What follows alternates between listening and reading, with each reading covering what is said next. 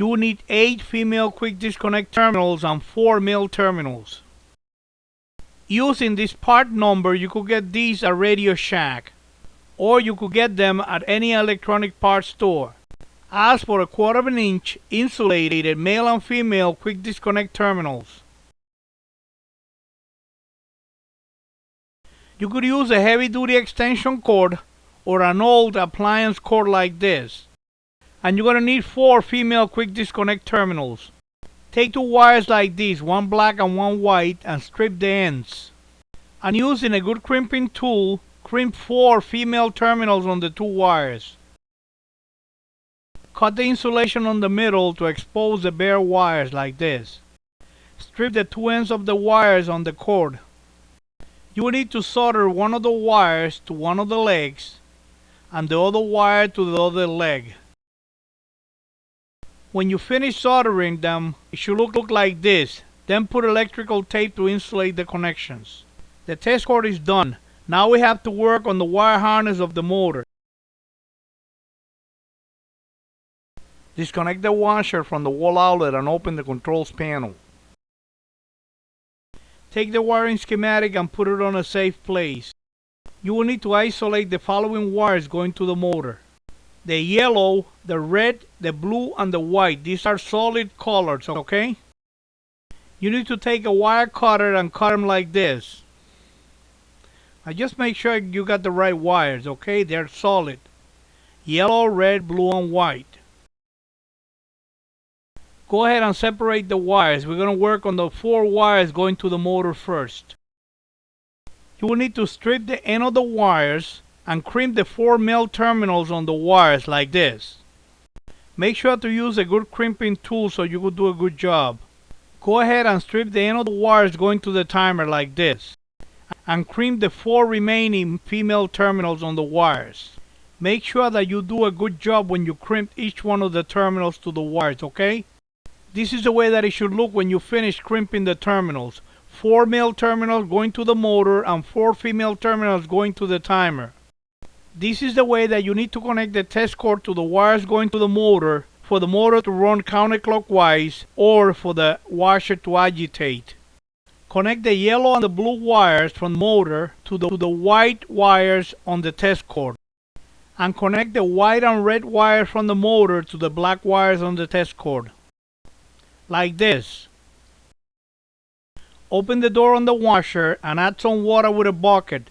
We don't want the washer to agitate empty. If the motor is good, when you connect the test cord on the wall outlet, the washer is supposed to start agitating. Let the washer agitate for about 20 minutes. Then unplug the test cord. Leave it unplugged for about a minute and plug it back again. If the motor starts with no problem, the motor should be okay. Let's try it on spin. Disconnect the test cord from the wall outlet. This is the way that you need to connect the test cord to the wire from the motor for the motor to run clockwise and the washer to spin. Connect the yellow and the white wires from the motor to the white wires on the test cord. And the red and blue wires from the motor to the black wires on the test cord. Like this.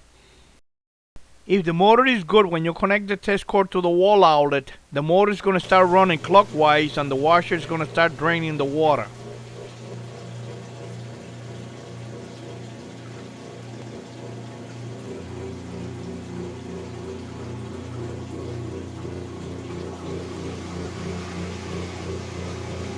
When the washer is done draining, disconnect the test cord from the wall outlet, wait 5 seconds, connect it back on, and the washer is supposed to start spinning.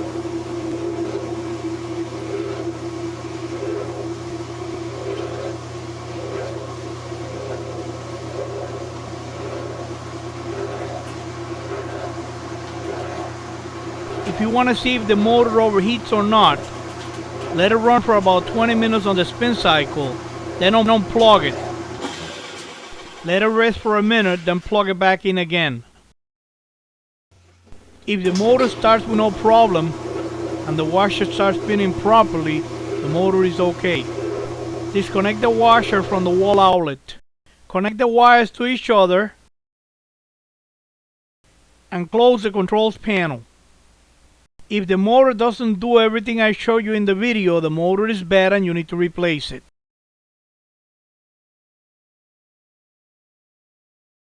Disconnect the washer from the wall outlet. Turn the water faucets off. Put a towel under the fill hoses to catch any water drips and remove the fill hoses. Move the towel under the drain hose to catch any water drips and remove the drain hose. Bundle up the power cord to keep it out of the way. I have my washer on the table so I could film and show you what you need to do, but you could lay your washer right on the floor. Unhook the two pump holding clips like this.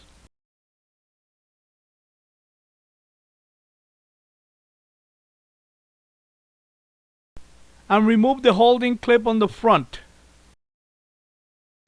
Grab the pump with the hoses still attached to it and take it out. Then tie up the pump to the frame out of the way. And remove the other pump holding clip. Disconnect the wire harness from the start capacitor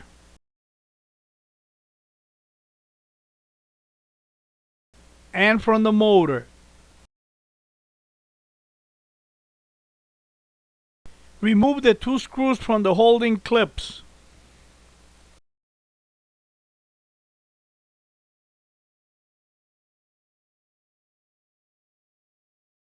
Use a flat screwdriver to unhook the two motor holding clips like this. And remove the motor holding clip on the front. Grab the motor and take it right out. Be careful you don't drop the motor. If you do, you could damage it, okay? You will need to remove the start capacitor, the rubber grommets, and the motor coupler from the old motor and put it on the new one. To install the plastic motor coupler piece, set it on the motor shaft, then use a socket wrench and a hammer to tap it in nice and easy until it's flush with the motor shaft. Transfer the rubber grommets and the start capacitor from the old motor to the new one. Put the motor on the mounting plate and wiggle it a little bit until it falls in place. Snap the rear motor mounting clip in place.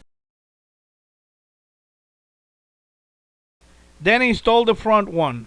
Set it in place, turn it around, put some pressure on the middle until it snaps in place. Then screw in the two holding screws.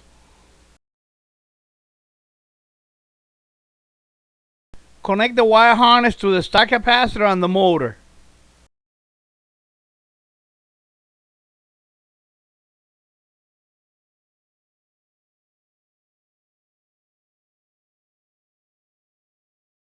Make sure you push it all the way in to get a good connection. Make sure the motor shaft is in this position and use one of the clips to turn the pump impeller in this position. It'll be easier to mount the pump. Mount the pump holding clips on the motor like this.